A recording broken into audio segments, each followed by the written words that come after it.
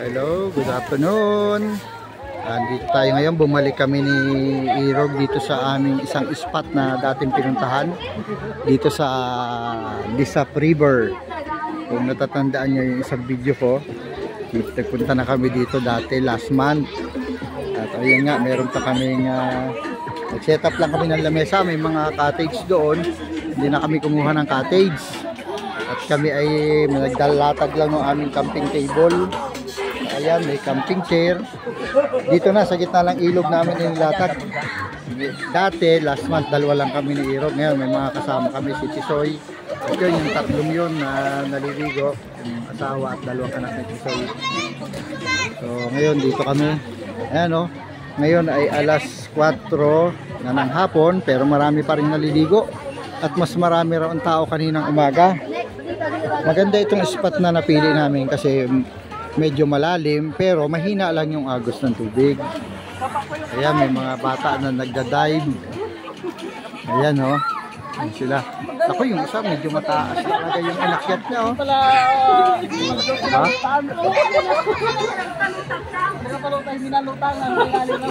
Ayan, oh, may mga batang maliit na nagda-dive din. Ganda ng lugar, malinis ang tubig, malinaw, oh. Kita nyo hanggang ilalim na aninag nyo yung tubig.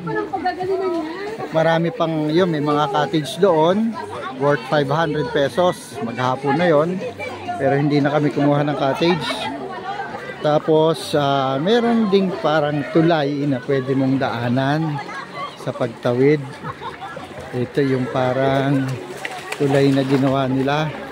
Ayan, oh. Kasi dun sa kabila may mga cottage pa rin. So ito yung tulay, pwede mong tawiran kasi yung gitna niya medyo malalim talaga, kita niya, medyo malakas yung agos. So may mga cottage pa rin doon, may mga ginagawa pang cottage. Dito marami na rin yung cottage. Napakaganda ng spot na napakamura. Alam nyo ba kung magkano yung entrance fee? Pagpasok namin dito, ang binayaran lang namin ay parang parking fee ng sasakyan. Yung 4-wheel drive, yung mga 4 wheels, kotse, mga SUV, 20 pesos.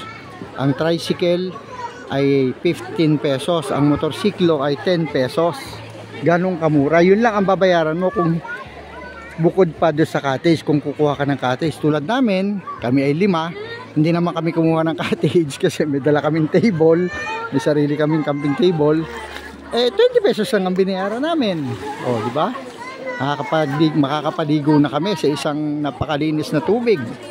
At presko na tubig, fresh na fresh. So yun ang nakakatuwa dito, nakakainganyo.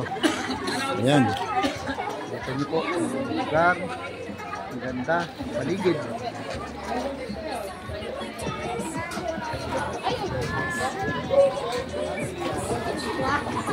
So kaya maraming nainganyo dumayo dito, mga galing pa sa malalayong lugar.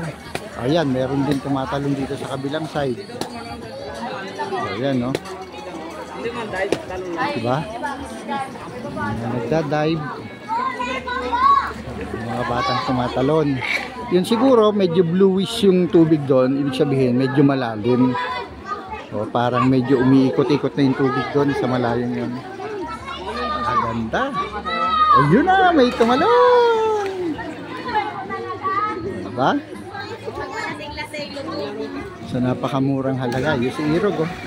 Oh, si Tisoy, yan. Ang aking karpintero, foreman. Diba? Ganda ng lugar. Diba? Ganda ng spot. So, yan, kami muna ay maliligo. Hindi pa kami nakakalubog. Kararating lang kasi namin. Nagkabiglaan lang po nangyayaan ngayong hapon. Yan, oh. Yung iba, kaya yung iba parang kutitin nyo, parang pauwi na. Kami kararating pa lang, siguro magstay kami rito ng mga 1 hour. Yan lang ang baon namin, no? Coke, tinapay, merienda lang. Wala na kaming dalang pagkain kasi hindi naman kami magtatagal. Dala din kaming maliit na gin, pampainit. Kaya si Irog, oh. Kaway-kaway naman dyan. Ayan. O, si Tisoy, kaway-kaway, Tisoy. O, yan ang mga asawa ni Tisoy, mga anak, o, yan.